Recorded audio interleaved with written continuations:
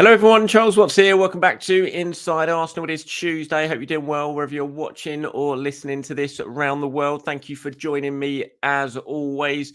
We are now in that little bit of a lull, aren't we? Getting towards halfway through the week after the Liverpool game. Looking ahead to the Newcastle game. We're going to be talking about that in today's show, especially more injury news, more hamstring injury news. Hamstring FC strikes again. So we're going to talk about that. We're going to look at what the injuries potentially to Rice, Trossard could well do in terms of Arsenal's team selection this weekend. Of course, no Mikel Merino because of that suspension he picked up with the red card against Liverpool as well. So we're going to talk about that. We'll talk about Jakub Kiwior's future. Got questions and comments from you guys to get stuck into as well. But just wanted to flag up for all of you who have signed up to become members of the Patreon. Thank you very much for the support. Fantastic so far. Really, really do appreciate it. If you don't know already, you can join up to my Patreon, become a member. The link is down below in the description. You get all these episodes ad-free if you sign up for that. And also there's going to be plenty of exclusive extra content that is coming throughout the summer. There's going to be giveaways as well. And in fact, the first exclusive show is being recorded today. And that's going to be the first show in a regular weekly series that we're going to do from this point onwards. It's going to be me, Sam Dean of the Daily Telegraph, Simon Collins of the Evening Standard, both fantastic Arsenal reporters. If you don't already know them, we're going to be doing a show called the Arsenal Press Pass.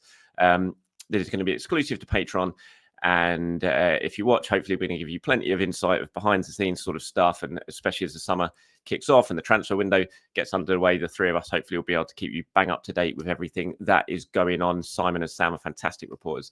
Yeah, really looking forward to starting that show. So we're recording that first one today. I'll probably put that out later this evening on Patreon. That is, of course, to all you, so you get your exclusive content, and there's going to be more of that sort of stuff coming as well. Not just that show, which again is going to be a weekly thing, but I'll be doing extra shows as well for all my Patreon members. So thank you very much for the support. And if you haven't signed up yet and you want to be part of that Arsenal Press Pass show and listen to that, then you can do that in the description below. The link is right there. It's on my socials as well. Right, let's talk about Declan Rice and about Leandro Trossard, shall we? Now, Declan Rice, of course, didn't play in the game against Liverpool at the weekend. Leandro Trossard did, but he came off with about 10-15 minutes to go, holding his hamstring. It did not look great. And now we've heard the news from Sammy Mockbell at the BBC that Declan Rice's injury, which Mikel didn't reveal afterwards what it was, but there was sort of murmurings behind the scenes that it was not looking great. And now Sammy has reported that it is a hamstring problem that he is suffering with, which is no real surprise given he's run himself into the ground for the last sort of 3 months, Declan Rice. And now he's got a hamstring issue. And you would suggest Sammy's thinks that it's not too bad. But look, there's 2 games of the season left, 2 weeks left. There's Newcastle and then there's Southampton. If this is a hamstring, any sort of hamstring issue, his season is very much in doubt now. I think we can safely say Trossard's season is done by the way he went off at the weekend and how he was holding the back of his hamstring. That didn't look like something he's going to come back from. That looks like, that will be more than a 2-week layoff. And you would suggest with Declan Rice, it's probably going to be the same. And I also kind of feel, this is just my opinion on it, you guys can tell me yours in the comments below, that I just don't think you take any risk. I know Arsenal still need to secure Champions League football. You want to finish as high as possible. Declan Rice is obviously vitally important.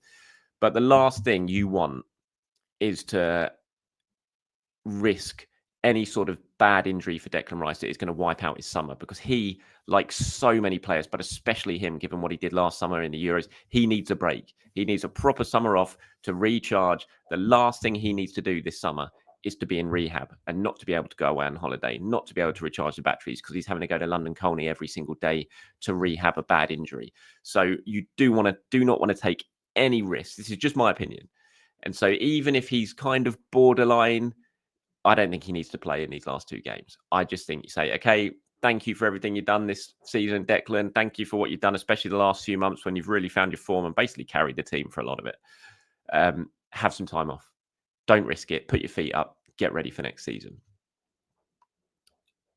I just don't really see there's any other thing to do in that situation when it comes to him. And Leandro Trossard as well, to be fair. He's played an awful lot of games. I mean, Trossard, I think, is different because I think we all saw from Trossard's the way he went off against Liverpool. I'd be surprised if he's even in contention. But if there's any sort of doubt over Declan Rice, I just think the last thing you need, because you talk to players who don't get pre-seasons because they're injured and they've had to come in for rehab and all that sort of stuff. You talk to them about it and they say it is really far from ideal in terms of how you start the following season, because it's like you've never had a break. And all these players, especially the ones who went to the Euros last summer, who have just played so much football, constant football, just need some time away. You look at this Arsenal team, you look at the players, look at some of the performances, look at the manager. They're all basically, you can just, they may as well be holding signs above their heads saying, yeah, we need some downtime.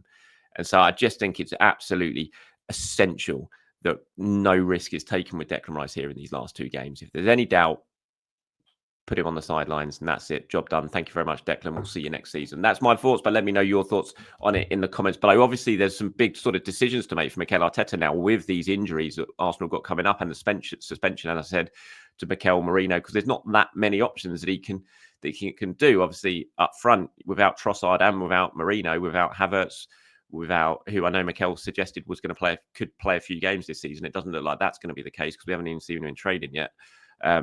No Jesus, obviously. So what do you do up front? Martinelli obviously played second half up front against Liverpool, did very well, really caused them problems. I think he has to start up front this weekend against Newcastle. I'd be very surprised if he doesn't play as that central striker. Then obviously what you do on the left-hand side, if there's no Trossard, you're playing Martinelli there. What do you do on the left-hand side? You've got Raheem Sterling.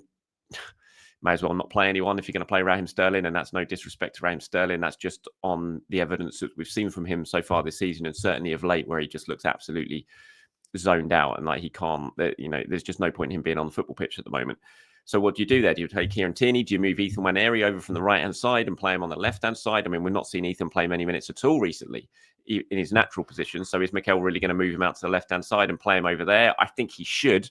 That would probably be what I would do, I would say, just because it's either Ethan or Kieran Tierney for me. I'd much rather see one of those two playing there than Raheem Sterling. Again, that's no disrespect to Sterling. The thing with playing Kieran there is he's a defender for a start. That's obviously a big thing. But also he's leaving at the end of the season. So what do you really get out of that? You may as well give Ethan some minutes on the left-hand side for me. So that would be what I would do.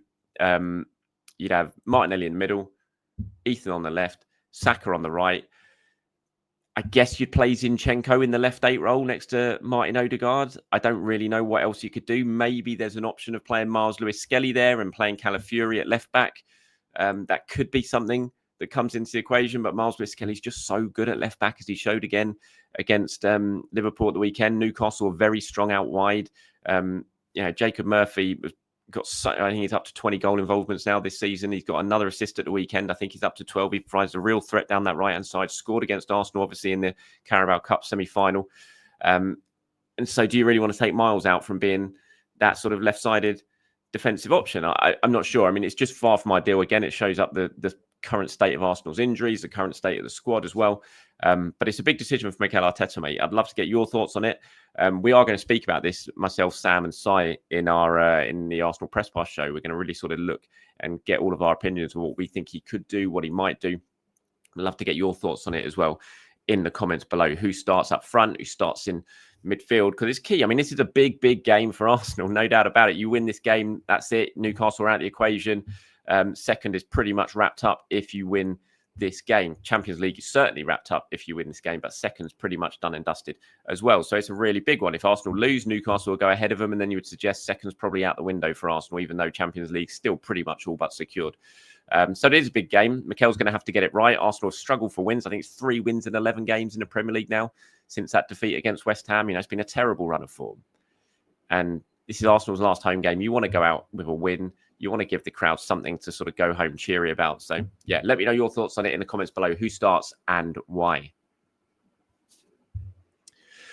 Jakub Kiwior's future, again, in the news, being linked recently with return to Serie A, which has been pretty much the constant till he's signed. I think this is really interesting what Arsenal will do with Kiwior. I think a lot of it rests on him, to be honest, what happens with Kiwior this summer, because I think if he wants to stay, I think Arsenal would be more than happy for him to stay. I think he's shown since he's come into the side in Gabriel's absence that he's a good defender. Is he as good as Gabriel? Of course not. We know he's not. But he's still a decent option for Arsenal to have.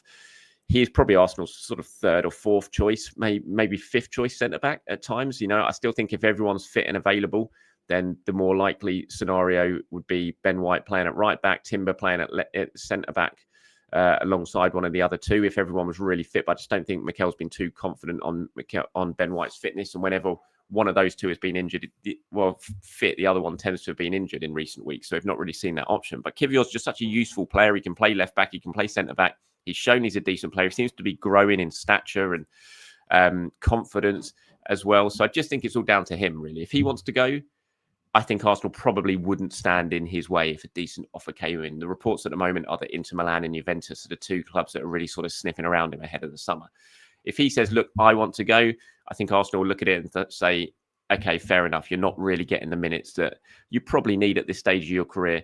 You can go. And I think what this run in the team has done of late certainly really boost his value, which is a good thing for Arsenal. If they do sell now, I think they're going to get more money for him or can demand more money for him than they would have done, say, 2 months ago before the Gabriel injury, where he'd barely played at all this season, really. He was very much a bit part player. So I think that's put him in a relatively good position negotiation-wise. But the thing is, there's so much to do this summer in terms of bolstering the attack. You've got to sort the goalkeeper out. Maybe there's another left-back that has to come in if Zinchenko, Tierney go. So there's lots of things that Andrea Berta is going to be working on. Contracts, of course, as well. Do you really want to have to go out and sort of bring in another centre-back for Kiwior? Do you really want to have to spend time operating on that? I don't think that's would be top of Arsenal's agenda. So I think if Kiwior was to say, I want to stay, I think they'd probably be more than happy to just say, fine, you stay, then we don't have to worry about going out into the market. And there might even be talk of a potential sort of little bit of a new contract for him as well, because he's been here 2.5 years now. And so if you're not going to sell him this summer, then you might need to look at extending the contract rather than risk sort of him getting down to the final latter stages of his deal. So I think it's really interesting, Jakub Kiwior's future this summer. And again, love to get your thoughts on it. What Arsenal should do with him? Was it sell and replace? Or do you think maybe it's better just to keep as is, focus your attentions elsewhere, unless he really does sort of kick up a fuss and demand that he wants to make a move? Right, moving on to some questions and comments now before we wrap this one up for today. Ken has got in touch and James has got in touch as well. And this is in reaction to Mikel Arteta's sort of post-match comments after the Liverpool game. I spoke about it yesterday, just how angry he was with his players and how kind of surprised I was with that was the route that he'd gone down. I wasn't disappointed, but I was just a little bit surprised. And Ken and James have got in touch to talk about it. Ken says, with nothing more to play for, Champions League gone, Premier League gone, Cup's gone, those other jokers playing in a final against the champions at their house, it was handbrake off for Arteta. No psychological games to play, no prepping up the players, no more positive spins with long-term aims at 2025 trophies. That's all gone, and I loved that he was furious. Darn right he should be. Darn right he should finally have the chance to tell it like it is. This is a real Arteta, and I love his passion, I love his commitment, and I love his anger. Time will tell how it translates going forward to all aspects of the team for 25-26, but this is where I want to start. No mealy-mouthed double talk, no equivocations, just anger and determination. Tell it like it is, Mikel, and take us forward. Very passionate stuff from Ken there. James says, it's not difficult to understand why Arteta is frustrated. He and we knew the club needed some legs in key spots during the December window. Someone made a decision to gamble with the hand we had, and the worst case scenario injury-wise occurred. Even with the injuries, the lads put in a great showing despite going trophyless. There's some reaction to Arteta's stuff, and a lot of people were pretty pleased with was sort of how Arteta sounded after that game against Liverpool and the message that he sent out. It wasn't just these two in the comments. There was more of it as well. He seemed to be quite impressed with. He really sort of laid the law down to the players and wasn't sort of accepting of it after that first half performance at Anfield. Jamin 1051 says, I just sit in front of the TV. I sit just in front of the TV studios at the Emirates. And last season, when we beat Liverpool 3-1, we applauded the team off the pitch and went for a drink. I glanced into the studio and you could tell immediately that Carragher was fuming at the result. 30 minutes later, the narrative on social media was entirely about over-celebrating, which Arsenal didn't, and nothing about the thumping we'd given Liverpool. Carragher invented the story to deflect from his team's performance. It then dominated TalkSport, etc. for the next week. As the default national sports broadcaster, it's kind of disgraceful we have to put up with stuff like this. I agree, absolutely. I said this after the Liverpool game. I hate the power that Gary Neville and Jamie Carragher seem to have over the narrative, football narrative in this country. Like you said, that was an entirely created story that didn't need to be created. but Carragher did it and Neville did it for absolutely no reason. Carragher did it from pure frustration. You could hear it in his tone, wasn't it? He was like, just get down the tunnel. You could see that he said Arteta sounded like a fan after the game against Liverpool at the weekend with that press conference stuff. He sounded exactly like a fan when he sat there on national TV and just told Arsenal to get down the tunnel because he'd just seen his team turned over. And that created this whole narrative that everyone then followed for the next week, 2 weeks. And it's just really, really frustrating. And Sky just do have that power. And those two do have that power. And that's why it was so frustrating listening to them post-match and pre-match against Liverpool. The Declan Rice stuff. I mean, where does that come from? The Declan Rice suddenly needs to leave to go inside to win a trophy after just 2 years of trying here at Arsenal. And then suddenly they've created that narrative. It just really, really winds me up. And I know, like yesterday, I was like, who cares what they say? And I try my best to do that. I mean, who cares what to say? And it's not so much I'm bothered what they say. I'm bothered how it impacts on the rest of our sort of football society at the moment. That it really, really bugs me that they tend... I always go back to Gary Neville. Remember when Liverpool kind of reserves beat Chelsea in the Carabao Cup final, not last season, the season before. And Gary Neville came out on full time and he used that line, billion pound bottle jobs for Chelsea. And I remember hearing him sort of explain that later on. He was like, oh, Clive Tilsley or whoever it was doing his sort of speech. And I needed to come up with something just to sort of match it. So I came out with that. It's like, why do you need to come up with something? Just analyze what you've seen. Why do you have to come up with a sort of soundbite type thing that just then creates a narrative? You don't. That's not your job. Your job is to analyze what you're seeing with your expert eyesight and insight from being a player for so long. I was going to say being a coach, but this is Gary Neville we're talking about. And that's what their job is for me, and not to spin this whole narrative and create this whole narrative. It's to be analysts and to be pundits. And I don't know. Maybe I'm reading too much into it, but it just frustrates me. I think what you said there, Jamin, is absolutely spot on. It's exactly how I feel about it. Fabian says, Saliba was constantly flawless week in, week out until the game against Real Madrid away.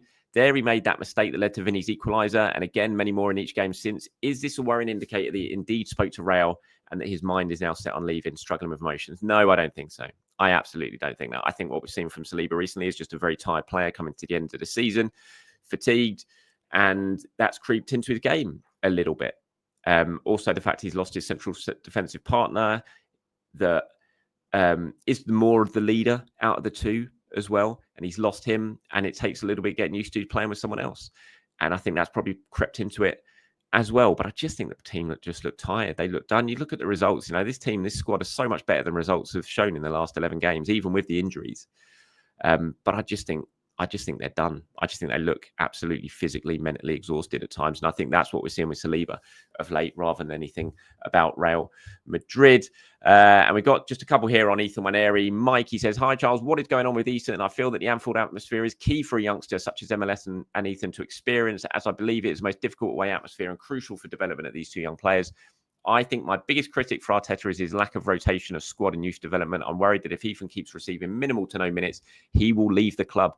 Why is Zinni being subbed on for Saka when that experience of a man down at Anfield is such a crucial moment of development for Ethan? And Richard also says, could it be possible that lack of minutes for Nwaneri is be a physicality issue and maybe he'll need to put out a loan next season? No, he's definitely not going to go out on loan this season.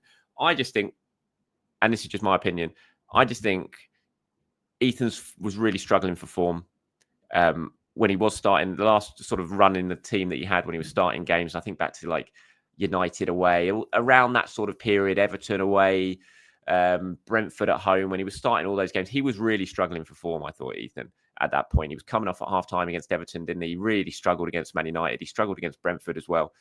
And I just think Arteta's looked at him and just thought, you know what, you've played loads of games. I think he's into the 30s for appearances this season, which is so much more than any of us expected. And I think he's just looking at him and thinking, I don't really want to do any sort of damage to your form and your confidence. You're struggling, and he's just taking you out of the limelight a little bit. That's my personal view. I would have certainly liked to have seen him play more in the last couple of games.